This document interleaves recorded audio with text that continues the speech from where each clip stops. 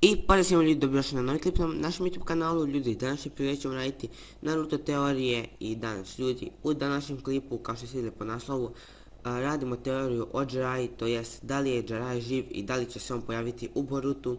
I znači ljudi, ako se niste subscribe-ali na moj YouTube kanal, to možete raditi klikom na ovo dugme i da ne dužimo mnogo, mi se bacamo na klip. Tell me pretty lies, look me in the face. Tell me that you love me, even if it's fake, cause I don't fucking care.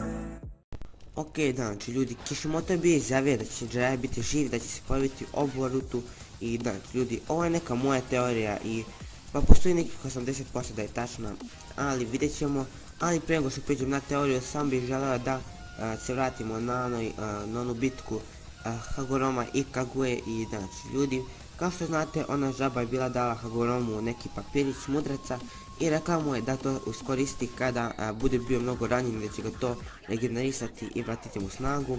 Ali kada je došao da se, kao dvor, da se bori protiv Kaguye, nije dvor, ne znam kako da ga nazovem, Kaguya je kontrolisala Hamuru i on je u Chidorijem probio Hamuri na srce i iskoristio papir da ga regeneriše i tako mu vratio tu kao svijest.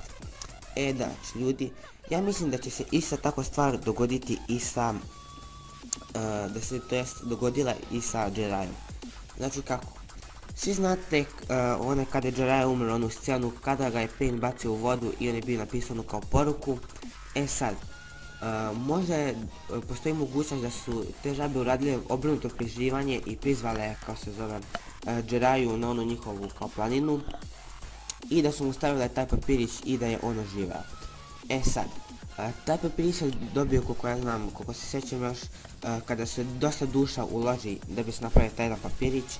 Ali kada je Naruto trenirao da nauči Sage mod, Fukasu mu je bio rekao da su one kao velike žabe za njega, njegovi prethodnici koji su pokušali da nauče Sage mod, i možda je on njihovu čakru iskoristio da napravi još jedan papirić koji je stavio na Jiraiya. Sad, znači ljudi, to je neka moja teorija što se tiče toga, ali ako se pitate zašto se Jiraiya nije odmah pojavio, pa postoji mogućnost da je on dobio novo proročanstvo.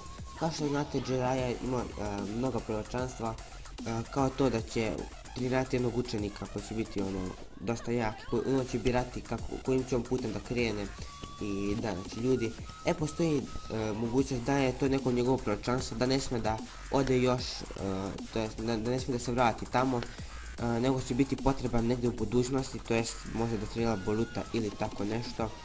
I da, znači ljudi, kao što svi znate, kada je Pain bio vraćao, kada je Pain umro, to jest Nagato, i kada je vraćao života onako, Jiraiya nije mogao da vrati, to jest nije mogao da ga oživi zato što je Jiraiya bio pod vodom, ali Kabuto nikad nije uspio da pronađe Jiraiino tijelo.